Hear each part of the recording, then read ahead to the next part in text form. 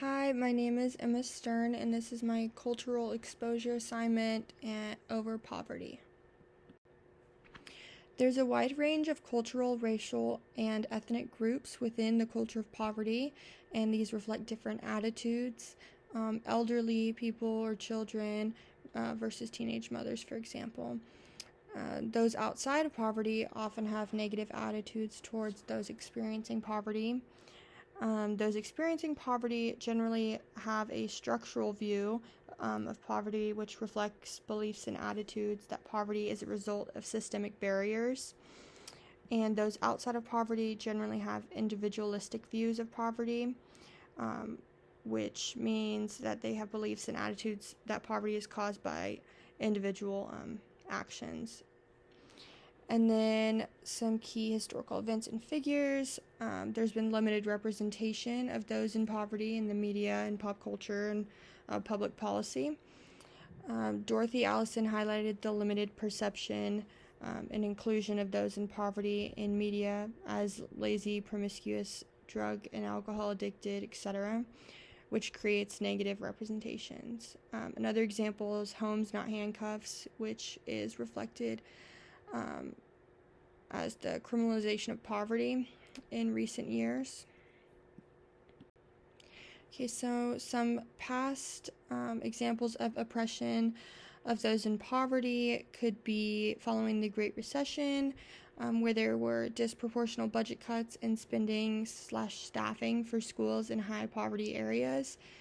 During this, local tax rates increased the fastest in higher poverty districts in Texas, and the funding gap between high poverty areas and low poverty areas increased to $1,004 per student. So low poverty areas were getting that much more money per student.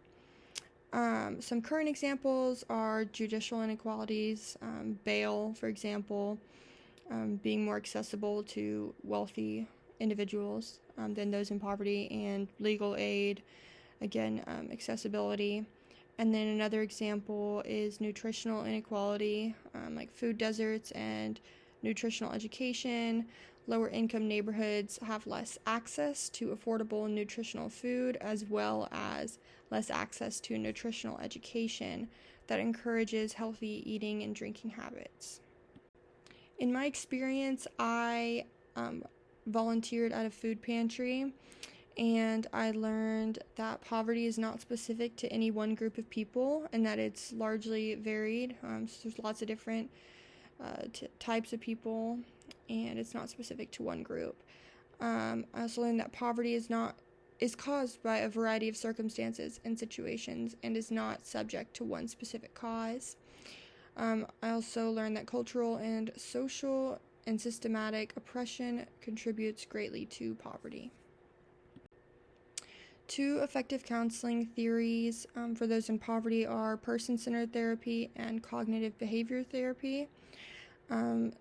Person-centered therapy is found to be helpful in determining risk factors for those in poverty, as it examines the client's own childhood experiences and feelings to determine risk factors such as neglect, depression, and parenting stress in adulthood.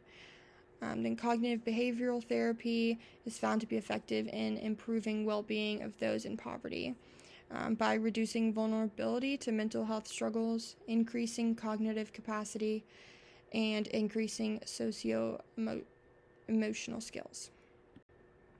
So knowledge of the culture of poverty allows for a more client-centered approach that acknowledges the inequalities and oppression experienced by those in poverty, whether it's economic, educational, nutrition, healthcare, legal, or anything else, and applying that compassion and understanding and care to the counseling process.